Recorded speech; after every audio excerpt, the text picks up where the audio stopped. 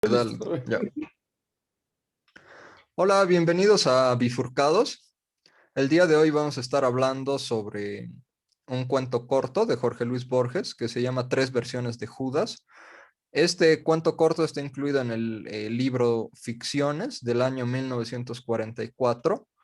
Está escrito, como muchos de los textos de Borges, en forma de un artículo académico, donde se nos presenta a un autor que se llama Niels Runeberg, que es un actor, que es un autor ficticio, como en muchos de los cuentos de Borges, y se nos va presentando, digamos, como varios textos que este autor supuestamente escribió, en el que se nos habla justamente de Judas Iscariote, ¿no?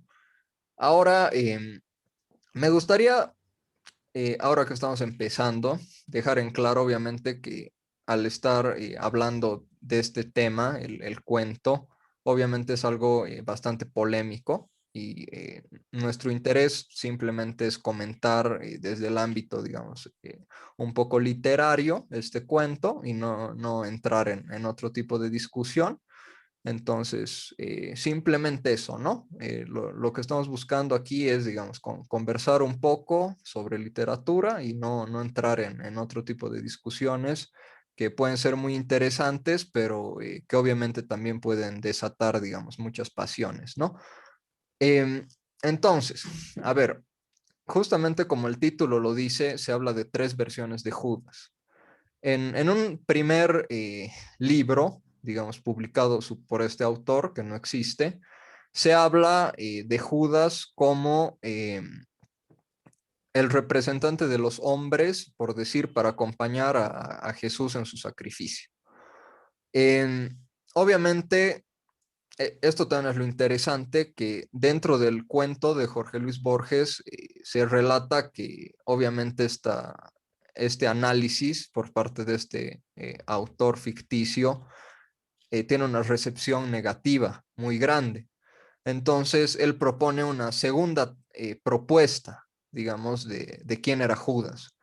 Él dice que él fue como un asceta, esto es decir, esas personas que por decir se van, digamos, a vivir a una cueva, que se alimentan poco, se automortifican, digamos, este tipo de personas, pero que él en vez de mortificarse físicamente, hizo lo mismo con su espíritu, ¿no? Con una traición, digamos, tan grande. Y finalmente hay una tercera versión del mismo autor, Niels Runeberg, que como ya mencionamos es un autor que en realidad no existe, en el que se sostiene la tesis más polémica, digamos, de las tres planteadas, ¿no? Que es que Dios eligió a Judas como su encarnación, es decir, que la encarnación de Dios no era Jesús, sino Judas. Ahora, me gustaría terminar, digamos, esta primera parte de resumen diciendo que este es un cuento, ¿no? Y que también yo creo que Borges por eso tomó, digamos, esa precaución de plantearlo como si fuera el texto de otro autor, ¿no? Obviamente también es eso, eso es algo que Borges hace en una gran mayoría de sus cuentos, pero yo creo que también esa es una manera, digamos, de denotar que él quiso, digamos, abordar este tema de esa manera, ¿no? Y que se lo tome desde el lado simplemente literario. Am, eso sería por mi parte para empezar. Ya, bueno, me gustaría empezar diciendo el año, no sé si lo dijiste, que es el año que sale en 1944, que siento que eso nos da una pauta, ¿no? Como que es, no sé, un texto así me parecería que sería polémico el día de hoy, y me parecería que en el 1944 tendría que haber sido 20 veces más polémico, y al menos viniendo de un Borges. No sé si para esa época Borges ya era lo que era, yo me imagino que sí, yo me imagino que ya era un autor de su nivel. Tal vez como tú lo dices, utilizando este seudónimo, ¿no? Este que está escrito por Niels Runeberg, se salvó de muchos problemas. Yo no sé cómo era en esa época, primero poder averiguar cuando alguien leía ficciones. Yo no sé si alguien podía averiguar muy fácilmente si Nils Runeberg existió, porque en ningún momento lo dicen que era ficticio. Siento que en esa época mucha gente que leía el cuento sí ha debido pensar que era este tal Nils Runeberg el que decía eso y no era Borges. Eh, Luego me encanta cómo Borges juega con estas cosas, te hace creer estas situaciones de verdad.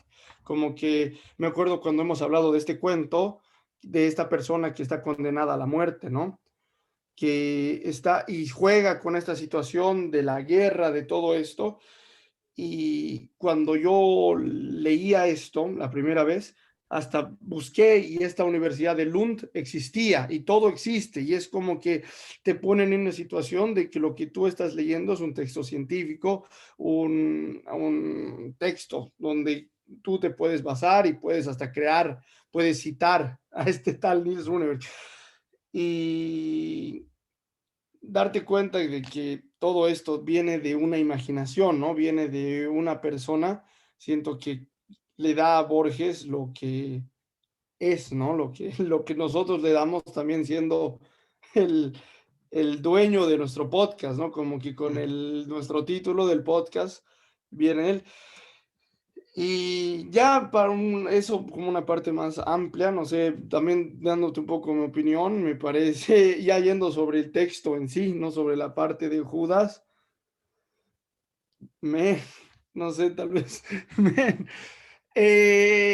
mira, yo me considero una persona que más que el común, normal, más que el promedio, me siento que soy una persona más religiosa que el promedio, intento ir a misa, ¿no?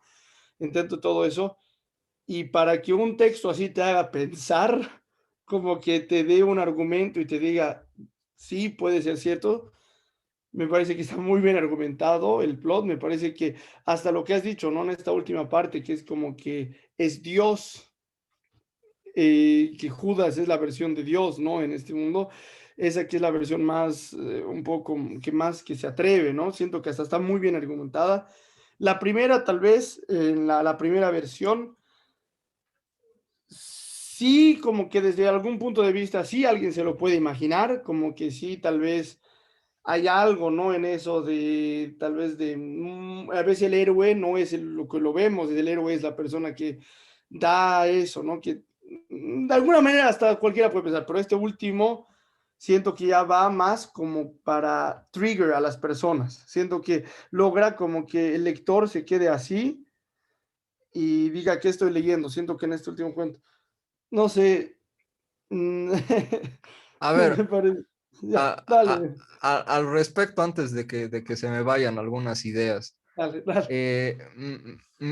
me parece que has mencionado varios aspectos bien importantes, no solo a nivel de este cuento, sino a nivel de Borges en general, ¿no?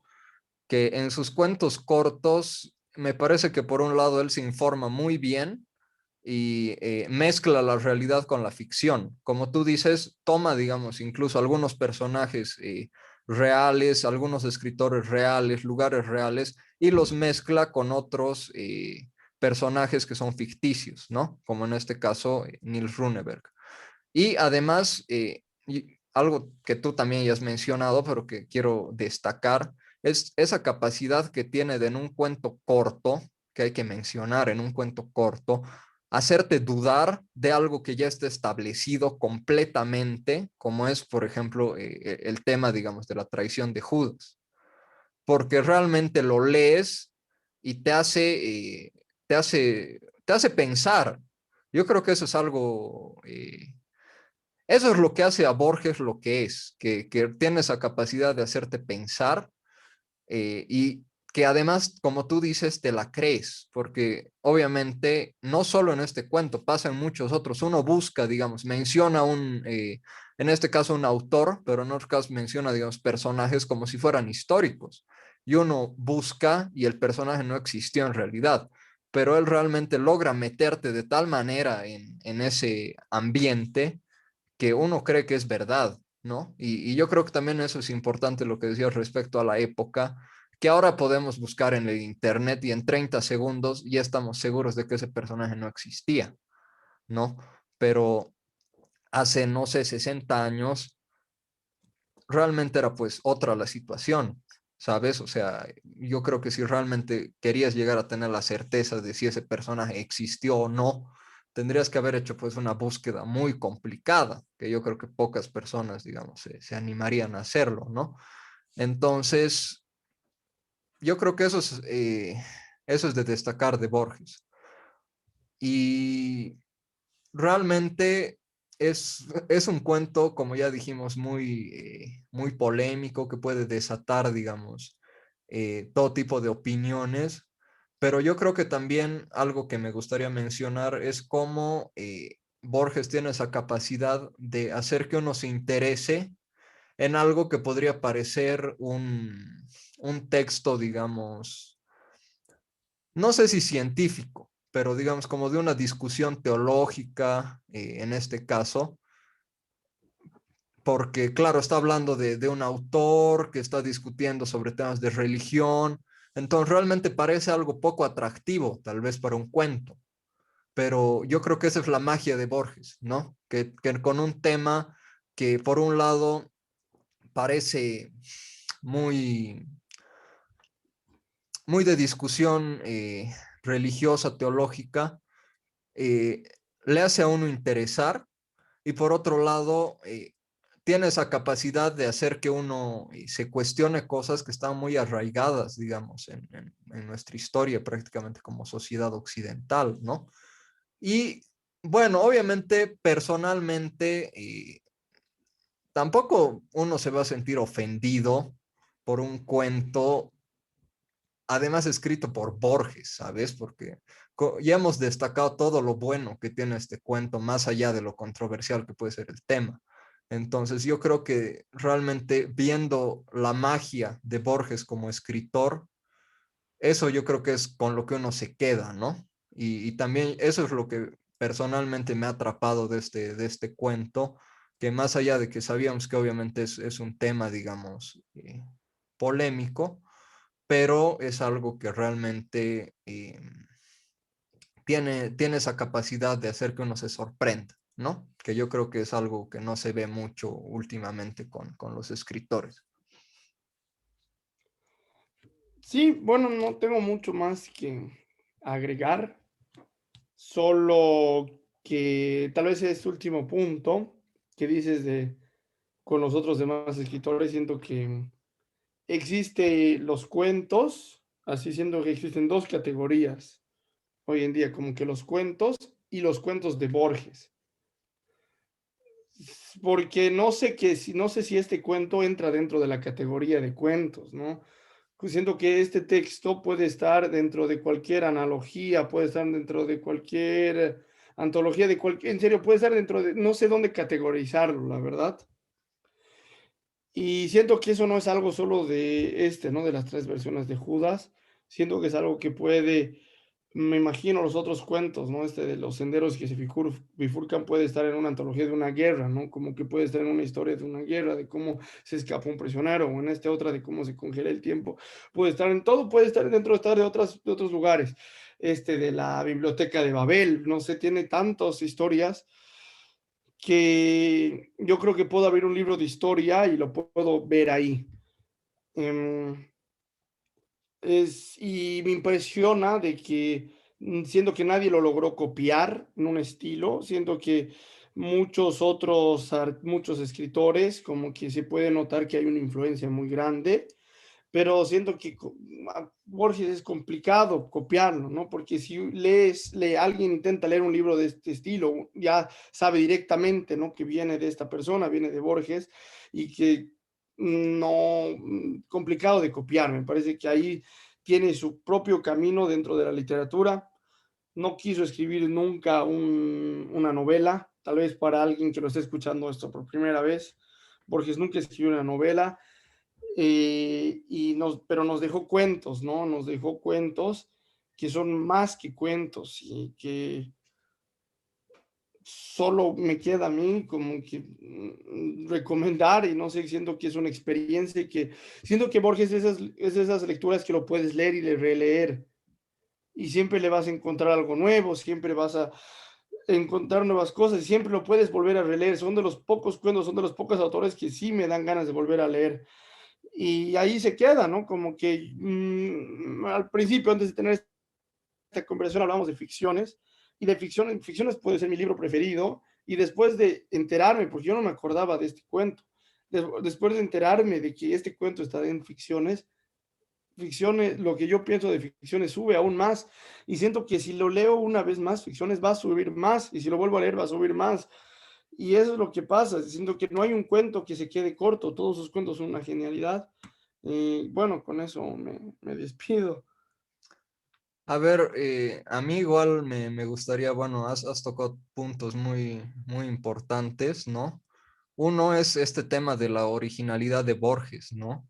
Que realmente ha marcado una nueva tendencia, pero que como tú dices, nunca ha podido ser ni imitado ni igualado, porque realmente él yo creo que era un hombre muy culto y obviamente para cada uno de estos sus relatos, que pueden ser 10 páginas, 15, 20 páginas, pero realmente se documentaba muy bien. Entonces, para plantearte personajes ficticios, te los pone dentro de un contexto histórico y eh, es lo que ya dijimos, ¿no? Te hace preguntarte si ese personaje realmente existió, a ese nivel es. Y también me gustó eso que dijiste, que puedes poner, digamos, uno de los relatos de Borges perfectamente en un libro de historia. Y si no les dirías, digamos, a tus estudiantes que eso es ficticio y digamos, ellos no tendrían la curiosidad de buscar, se la podrían perfectamente plantear como hechos que realmente pasaron. Y eso yo creo que es algo muy relevante en los cuentos de Borges. Justamente mencionabas ese del sendero de jardín, ¿cómo es el sendero de jardines que se bifurcan? Eh, que digamos te plantea una situación en la guerra, en la Segunda Guerra Mundial, si no estoy equivocado. Entonces, tiene esa capacidad de hacerte creer algo, como dice su título, ficciones. Son ficciones, pero que realmente tienen un grado de verosimilitud muy alto, ¿no? Y yo creo que eso es muy interesante en el caso de Borges. Yo igual simplemente recomendarles leer ficciones, leer los cuentos cortos de Borges, porque es de esos autores que, como tú dices, puedes releer varias veces y nunca va a dejar de sorprenderte. Y obviamente la primera vez que uno lo lee es una experiencia, yo creo que única, porque además de sorprenderte, tiene esa capacidad de hacerte plantearte situaciones que uno normalmente no se plantea, de hacerte preguntarte si ciertos personajes realmente existieron.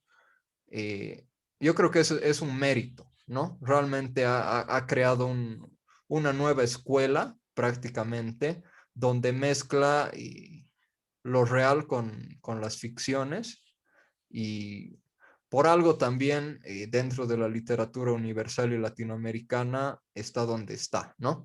Yo creo que es muy merecido y bueno, ya para no alargarlo y seguir redundando sobre las mismas ideas, simplemente, bueno, agradecerles por habernos acompañado y como siempre nos pueden encontrar en las diferentes plataformas como YouTube, Spotify, Facebook, Instagram y bueno, será hasta la próxima. Muchas gracias.